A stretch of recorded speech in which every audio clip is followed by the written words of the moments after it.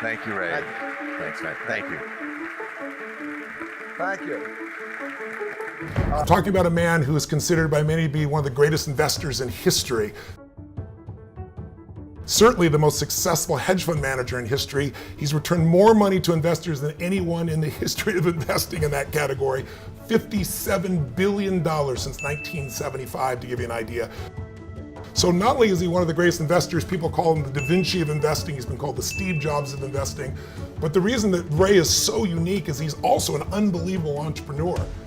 His company Bridgewater that he built starting when he was 26 in a 2-bedroom apartment has now been built into an organization that manages $160 billion.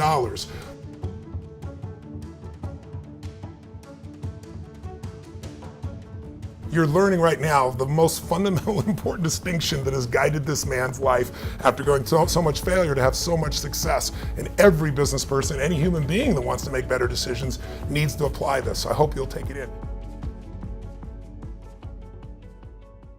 What's the metaphor? When we first met, you shared with me your philosophy of like looking at life as the jungle and how that kind of shifted the way you even built your company. Tell me a little bit about the jungle metaphor. Yeah, so in 1982, when I crashed and I had to think, okay, would I go get a job and work in that, or would I continue on with the audacious goals? Yes. I realized it seemed to me like it was being on one side of a jungle, and I could stay on the safe side of the jungle, but not have a terrific life. Right. And in order to have a terrific life, I had to go through this dangerous jungle. Yes. And in order to have a great life. And I think, okay, what would I do? Now for me, I need to go after the great life. I mean, I just need to do it. Can't settle. So, and I think, well, how would I go into that dangerous jungle with all of these different things? And what I realized is that if I go into it with people who also are with me on it, yes, who see differently, yes, who can see what I can't see, and we each can bring our own, that we together can go through that dangerous jungle to get the other side to have a great life. Yes. So that's what it's like.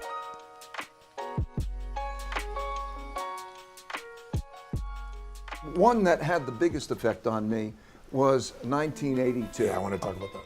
Okay, 1982. Okay, I had calculated that American banks had lent a lot of money to a bunch of countries that would not be able to pay back. Latin American and emerging countries that couldn't pay back.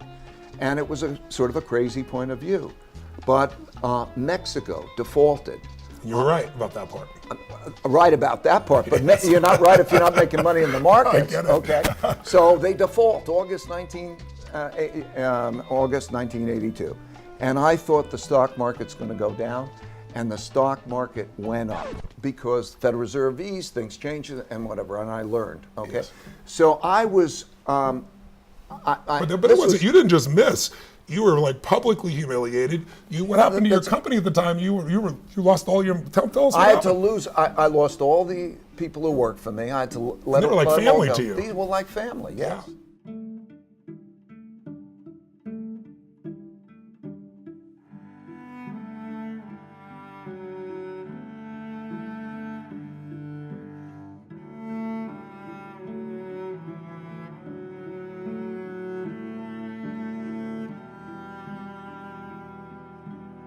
So I lost all these people I cared about. I was very publicly wrong, and How many employees were left when you were done? me. So I had to make a choice. Am I going to put on a tie and go to Wall Street and have a job or not? And I had to borrow $4,000 from my dad to help pay for my family bills. Wow. And that was one of the most painful experiences that I ever had. And after you've been in business, what, 8 years, 7 years? This is right. Yeah. Wow. I learned, okay? I went from thinking I'm right to asking myself, how do I know I'm right, right? Yes. And that gave me an open-mindedness. I think in order to be successful, you have to do 5 things. Great. There's a sequence, okay? Great.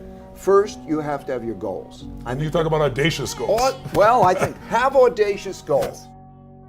Why? Right? I agree, but why? Because you want to have the greatest life you can possibly have and the greatest impact you can have. And your goals affect Right? you, whatever they are. If they're small goals, you're affected in a small way. If they're really driven, you rise to the occasion. Right. Goals. Next, Problems. On your way to your goals, you're going to encounter your problems Yes. or your failures. Yes. Right? But you don't tolerate them. You got it. Don't tolerate them. Yes. Right? Number 3 is then diagnose them to get at their root causes. Yeah. And often those root causes are things that people are doing wrong. Maybe you're doing wrong. Maybe it's a weakness of you. Yes. Notice the patterns. Get at the root causes. Yes. Once you know the root causes to your problems, then you go to find out a design. Yeah. So you've diagnosed it to its root cause. Find out the design of what you're going to do about that. So let's say you have a weakness. You might not, maybe it's develop the strength, or maybe it is to work with somebody who's strong where you're weak. So you don't always have to be able to overcome every weakness. Sometimes it's finding the right partner. It's usually the most practical thing, right? makes sense. Because everybody's brain works in different ways. Yes. In other words, to see something one way, you're probably going to be blind in another way. Yeah. So to know how to work with people who are strong where you're weak is very powerful. So number 3, design what you're going to do. Yeah. And number 4 and number 5 is to push through to results, right? So you say, I've got a design. Okay, now goddamn do that design, right? Determination and flexibility to find the way. And that's it. This is what I call this looping. Go for your goals, identify and not tolerate your problems, get to the root cause of them, then design a path to fix those Solution, things, yeah. and then go beyond it to push through. And you just life is just basically keep doing that over and over again. Yes. And if you do that, you'll make the advances. That is why failure's a teacher. You know, if you have success, you did it right. So there's nothing to learn probably, right? If you have failure, there's something to learn, right? Yes. Make the most of your failures. What I learned, I developed an instinctual reaction that's different from failure. The instinct is now to view failure as a puzzle that will give me gems. What would I do differently in the future so not to have that result?